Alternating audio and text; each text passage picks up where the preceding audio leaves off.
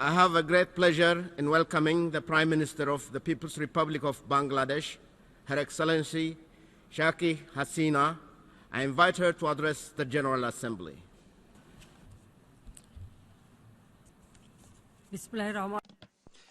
In the name of Allah, the most benevolent, the most merciful.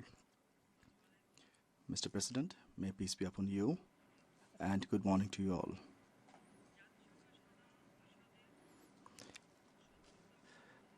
Let me extend my heartiest felicitations on your election as the President of the 70th session of the General Assembly.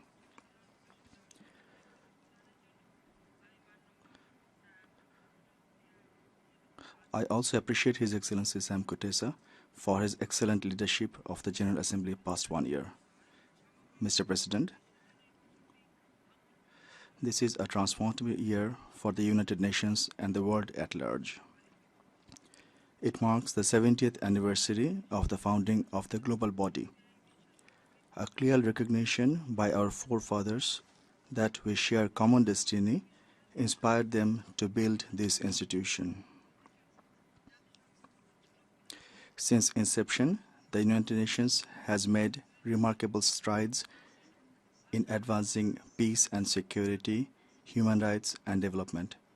70 years on, UN continues to capture the shared dreams and aspirations of all of humanity. This is a critical year for sustainable development. The Financing for Development Summit in Addis and the just concluded UN Development Summit here have ushered in new hope for peoples around the world. With our drive to arrive at a meaningful climate change agreement in Paris this year, we hope to transform our future by ending poverty, limiting climate change, and preserving our planet. Mr. President,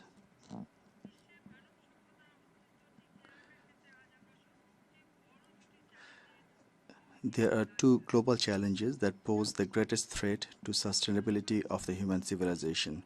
First, terrorism and violent extremism remain major impediments to global peace and development. Terrorists do not have any religion. Terrorism and violent extremism are global challenges. All countries should be united to effectively address these. I myself am a victim of terrorism and violent extremism.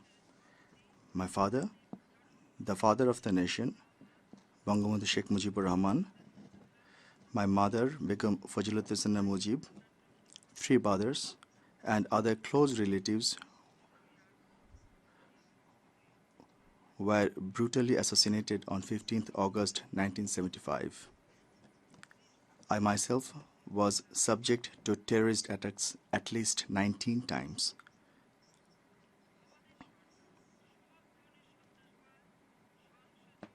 My government therefore maintains a zero-tolerance policy to all forms of terrorism, violent extremism, and radicalization. We are steadfast in tackling extremists and anti-liberation forces who continue to remain active in destroying the democratic, progressive, and secular ethos of our nation. Second, climate change poses formidable developmental challenge.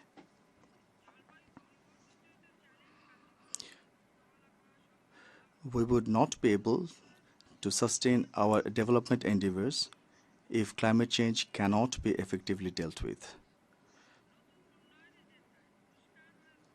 The new development agenda makes it clear that all our actions need to be underpinned by our strong commitment to protect and preserve our planet, our biodiversity, and our climate. We have only a small window of opportunity, and we must succeed to set the world on a safer, greener, and more prosperous path. Mr. President,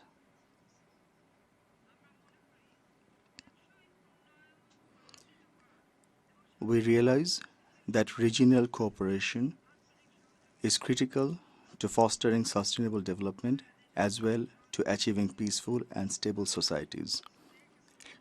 Bangladesh has taken lead in building regional cooperation processes such as SARC, BIMSTEC, and BCIMAC.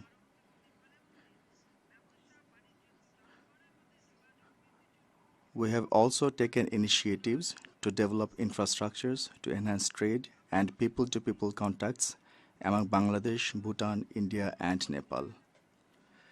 Today, we witness unprecedented migration and human mobility reshaping history and geography. Migration has been recognized as a key enabler of development in the 2030 Development Agenda. Cooperation is essential among our countries to harness full potential of migration. With this objective, we have decided to lead the Global Forum on Migration and Development in 2016. Mr. President, over the years, UN peacekeeping and peace building have emerged as its flagship activities. Bangladesh is proud to be associated with these endeavors as a leading troop contributor. Our valiant peacekeepers have made their marks in 54 peacekeeping missions in 40 countries so far. We have the distinction of having the highest number of female police in UN peacekeeping missions.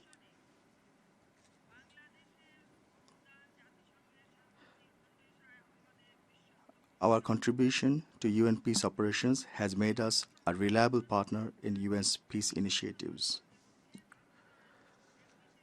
Development efforts in many of our countries over the last 15 years have largely been guided by the Millennium Development Goals, MDGs. The overall progress made with MDGs has inspired us to adopt a bigger, bolder, and ambitious set of sustainable development goals. Given the ambition reflected in SDGs, we surely need to scale up mobilization of resources, public and private, domestic and international. It is essential for developed countries to fulfill their ODA commitment of 0.7% of their GNI to developing countries and 0.2% to LDCs. We also need to address the challenges faced by developing countries in accessing environmentally sound technology. Without transfer of such technology and capacity building, I'm afraid many development goals and targets will remain unachieved. Mr. President, over 4 decades ago, the father of our nation, Bangabandhu Sheikh Mujibur Rahman, in his maiden speech at the UN General Assembly envisioned to establish a global order based on peaceful coexistence, social justice, and freedom from poverty, hunger, exploitation, and aggression. That clarion call continues to guide us in our development pursuits and our engagement in global affairs. We continue to transform Bangladesh into a land where the rule of law and social justice prevails over poverty, inequality, impunity, and exclusion. I have presented a Vision 2021 for a middle-income, knowledge-driven economy in what we call a digital Bangladesh. With the steady progress we have made so far, I am confident that we shall soon be able to realize the dream of the father of the nation to build a Sonar Bangla, the Golden Bengal. Mr. President, Bangladesh is widely recognized today as a role model for the developing world. We have experienced one of the fastest poverty reduction rates in the world with a modest resource base.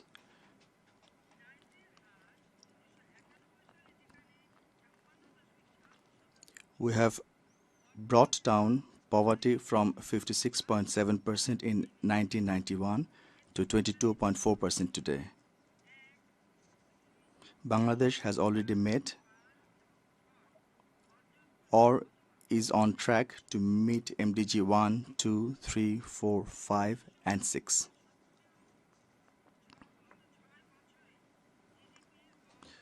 During the last 6 years, our average GDP growth remained above 6.2% despite global recession.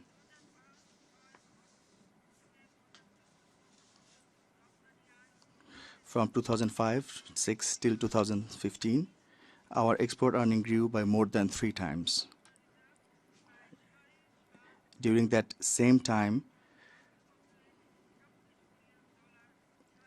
foreign currency reserves jumped by 7.5 times from 3.5 billion US dollars to 26 billion US dollars.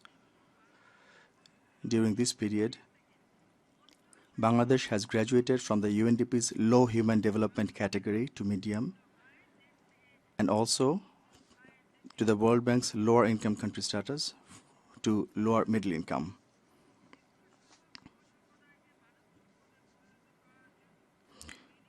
We realize that investing in human capital targeting our large young population would pay rich dividend. That is why our government has put particular emphasis on education and health for all.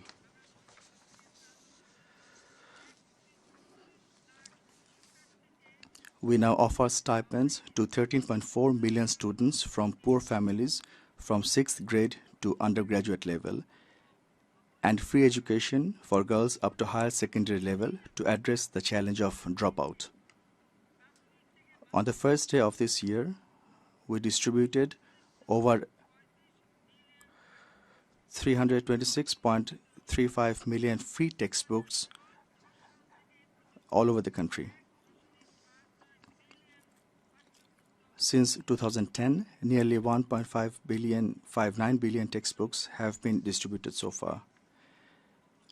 It is perhaps the biggest such undertaking anywhere in the world.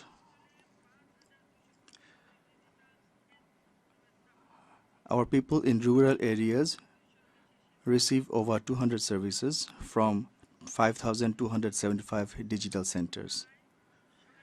They get access to health care services from over 16,500 IT-connected health complexes.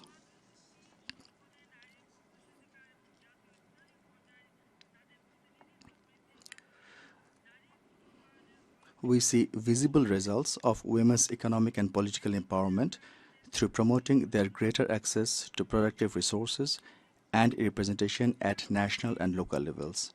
Likewise, we attach priority to addressing the needs and challenges of the various vulnerable segments of our population. Our lead role in the UN in promoting the rights and well-being of persons affected by the autism and other neurodevelopment disabilities emanate from our efforts to build an inclusive society. Mr. President, as we have done during the MDG era, we would like to lead by example implementation of the SDGs in Bangladesh. Giving due importance to the SDG framework, we are currently developing the next 5-year plan for 2016 till 2020. My government is determined to ensure that no one is left behind in our aspiration to build a resilient, peaceful, and prosperous society. We believe sustainable development cannot be achieved in the absence of durable peace and security. We remain committed, as ever, to uphold peace and rule of law and end a culture of impunity. In this spirit, we are pursuing the culprits of war crimes, crimes against humanity, rape, and genocide committed during our 1971 Liberation War. Our government attaches utmost importance to preserving religious harmony and tolerance that have nurtured our social fabric through ages. We have recently settled the maritime and land boundary demarcation and related issues with our neighbors India and Myanmar. At the stroke of midnight of 31st July 2015, we exchanged 162 enclaves, whereby around 50,000 stateless enclave residents have got their much cherished citizenship.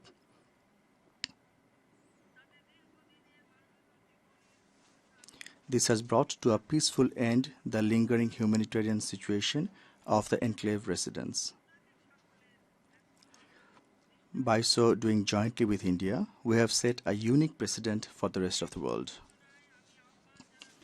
In this spirit, Mr. President, I urge the Committee of Nations to renew our collective resolve to achieve a peaceful, stable, and prosperous world free from poverty and inequality, violence and extremism, climate change and conflict, and oppression and injustice.